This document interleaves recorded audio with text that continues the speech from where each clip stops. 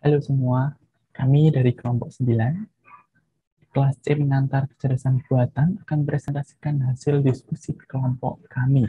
Sebelumnya, perkenalkan kami dari kelompok 9 yang beranggotakan saya, Frederikus Marganto Winoto, NPM 2007 1069. Halo semua, perkenalkan nama saya Bramajaya Prainangin dengan NPM 2007 10898. Perkenalkan, nama saya Julian Svanple, NPM 2007 10932. Perkenalkan, nama saya Fernando Ngun, nomor NPM 200710948. Kali ini kami dari kelompok 9 akan presentasikan hasil diskusi kelompok kami mengenai identifikasi agen kecerdasan buatan.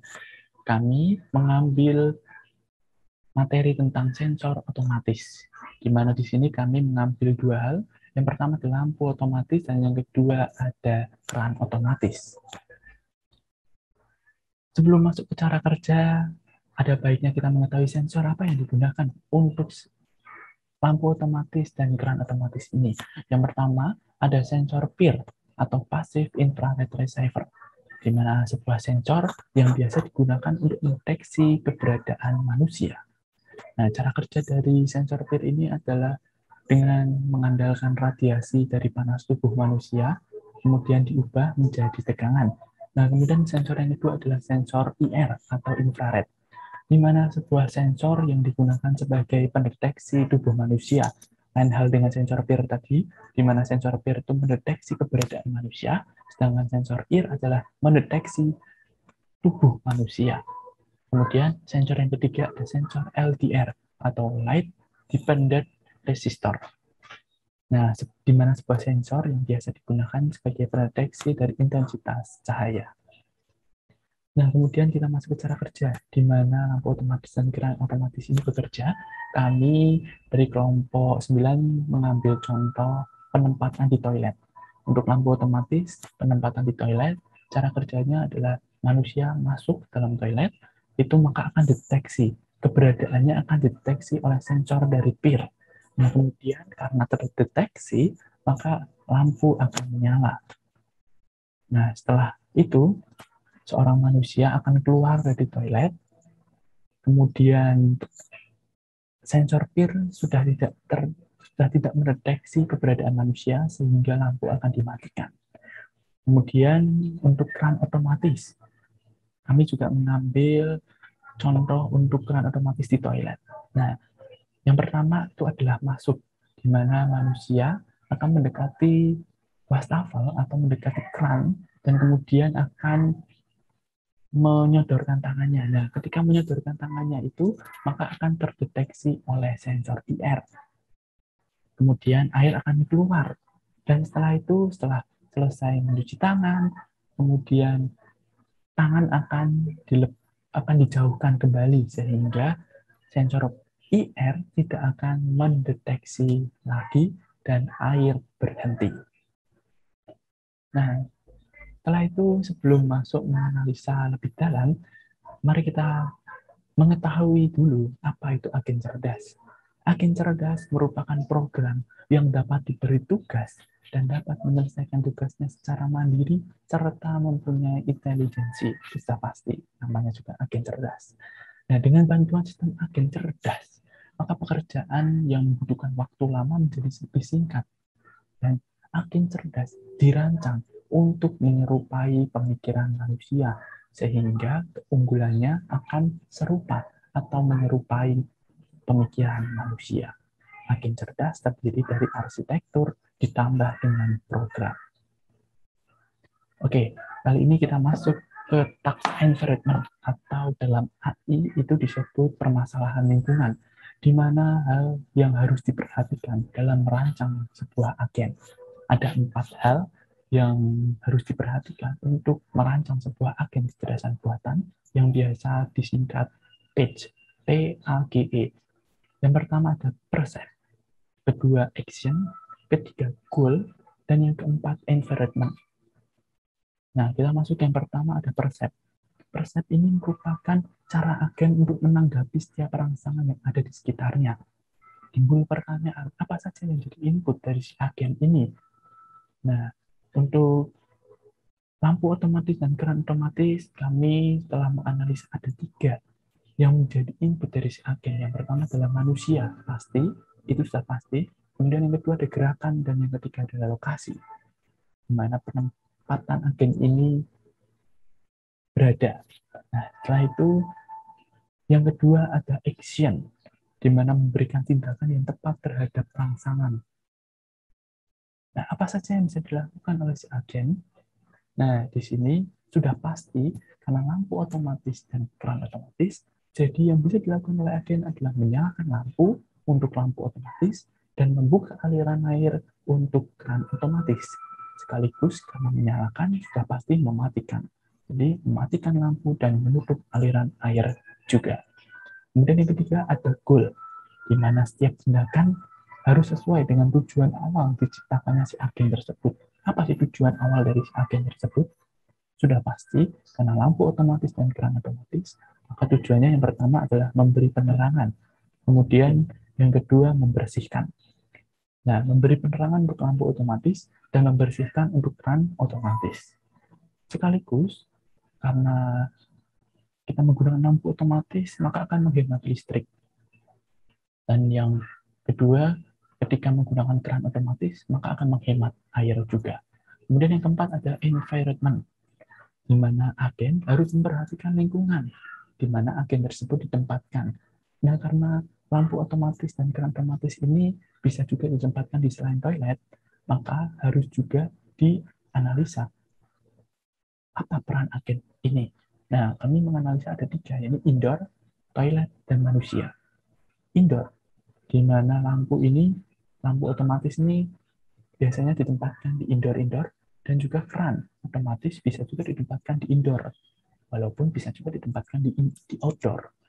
Nah, kemudian toilet, biasanya lebih sering itu ditempatkan di toilet, seperti contohnya pada Universitas Atmajaya, tepatnya di kampus utama Batarsari itu, saya sendiri pernah melihat penggunaan dari lampu otomatis di toiletnya, di mana ketika manusia masuk, maka lampu akan menyala, dan begitu manusia keluar, lampu akan mati dengan sendirinya. Nah, kemudian yang ketiga itu adalah manusia, di mana agen berperan ini pastinya untuk manusia, untuk membantu manusia. Baiklah, saya akan menjelaskan mengenai PEAS. PEAS itu sendiri ialah singkatan dari Performance Measure, Environment, Actuators, and Sensors. 1. Performance Measure. Performance Measure itu ialah pengukuran kinerja yang dapat didefinisikan. Di sini hal yang perlu kita lihat apa saja yang diperoleh dari tujuan, yaitu 1. Praktis, yang kedua bersih, yang ketiga aman, yang keempat hemat listrik, dan yang kelima itu hemat air. Yang kedua environment. Environment itu sendiri ialah lingkungan yang dirasakan maupun yang ada di sekitar. Yang hal yang perlu dilihat yaitu apa saja yang mempengaruhi agen tersebut, yaitu 1. Toilet, yang kedua manusia, yang ketiga tangan, yang keempat keberadaan. Yang ketiga itu actuators. Actuators itu sendiri adalah alat kendali yang digunakan. Dari sini hal yang perlu dilihat yaitu alat agennya. Itu 1. Keran, yang kedua lampu, yang ketiga air, yang keempat yaitu cahaya. Yang keempat yaitu sensors. Sensor itu adalah perangkat untuk mendeteksi sebuah perubahan. Hal yang perlu dilihat yaitu input ataupun output yang melaksanakan kegiatan agen tersebut, yaitu 1. Sensor PIR, yang kedua sensor IR, yang ketiga sensor LDR, dan yang keempat yaitu sinyal.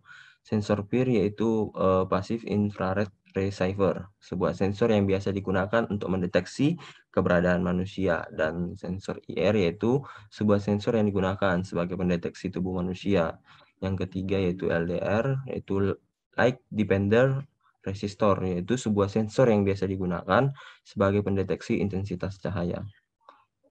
Yang keempat itu sinyal, yaitu seperti ada lampu biru atau mungkin alarm pemberitahuan mengenai sinyal apa yang akan terjadi. Oke, terima kasih. Baik, kita lanjut ke jenis-jenis lingkungan ya. Untuk sensor otomatis yang kami ambil contoh yaitu keran otomatis dan penghidup lampu otomatis di toilet atau WC. Baik, kita lanjut ke jenis-jenis lingkungan ya. Ada fully observable, di mana lingkungan yang ada di sekitar sensor itu harus dapat diamati secara penuh ya, dan informasi yang diberikan itu tidak sepotong-sepotong. Kalau sepotong-sepotong itu seperti self-driving car ya. Jadi self-driving car itu harus membuat keputusan karena misalnya mau belok kiri, tapi self-driving car-nya tidak tahu ada apa yang akan terjadi setelah belokan tersebut. Selanjutnya yaitu deterministik ya, berbagai tindakan yang terjadi itu dapat terjadi karena secara tidak acak ya. Jadi determine sudah diketahui begitu kejadiannya, sudah ada daftar kejadian yang mungkin begitu, sudah dilatih. Kemudian untuk selanjutnya yaitu sekuensial, karena tindakan yang dipicu itu terjadi secara sekuensial, jadi tidak dibagi-bagi per episode atau dibagi-bagi tugasnya gitu. Jadi setelah sensor menangkap langsung dikirim ke pengolah sensor tersebut, kemudian dilanjutkan lagi. Selanjutnya yaitu statik versus dinamik ya. Pada kali ini karena contoh yang kami ambil merupakan sensor pada toilet. Jadi karena sensor yang kami ambil itu merupakan sensor otomatis pada toilet, jadi lingkungan yang ada itu tidak berubah-ubah ya. Jadi sensor otomatis kami ini hanya berada di satu tempat. Lingkungannya tergolong statis. Kemudian discrete versus continue, di mana sebuah agen ini hanya dapat melakukan tindakan yang telah diprogram ya. Jadi ada sebuah daftar tindakan yang mungkin setelah sensor menangkap dari kameranya ya. Kemudian yang terakhir yaitu sensor kami ini memiliki lingkungan yaitu single agent ya. Jadi sensor ini tidak membutuhkan ya sensor-sensor lain untuk dapat berfungsi secara sepenuhnya ya. Sensor ini dapat menggunakan sensornya sendiri yang sudah dijelaskan ya sebelumnya oleh teman-teman saya untuk bisa menangkap dan memproses apa yang terjadi. Kemudian masuk ke jenis-jenis agen. Yang pertama ada agen refleksi sederhana. Agen ini memilih tindakan berdasarkan persepsi saat ini, mengabaikan sisa sejarah persepsi. Kemudian ada agen refleksi berbasis model. Agen ini mempertahankan state internal yang bergantung pada sejarah persepsi, mencerminkan beberapa aspek teramati dari kondisi saat ini. Lalu ada agen berbasis tujuan. Agen ini memiliki informasi tentang tujuan dan memilih tindakan untuk mencapai tujuan. Selanjutnya ada agen berbasis utilitas. Agen ini menyatakan atau menetapkan pengukuran kuantitatif terhadap lingkungan atau ranking, pemilihan tindakan yang rankingnya paling tinggi atau paling dekat mencapai tujuan. Kemudian yang terakhir ada agen berbasis pembelajaran. Agen belajar dari pengalaman dapat beradaptasi untuk meningkatkan kinerja. Demikian presentasi dari kelompok kami dalam bentuk video mengenai agen kecerdasan buatan di mana kelompok kami membahas tentang sensor otomatis. Semoga ilmu yang kami bagikan bisa bermanfaat. Selamat pagi, selamat siang, selamat sore, selamat malam. Terima kasih.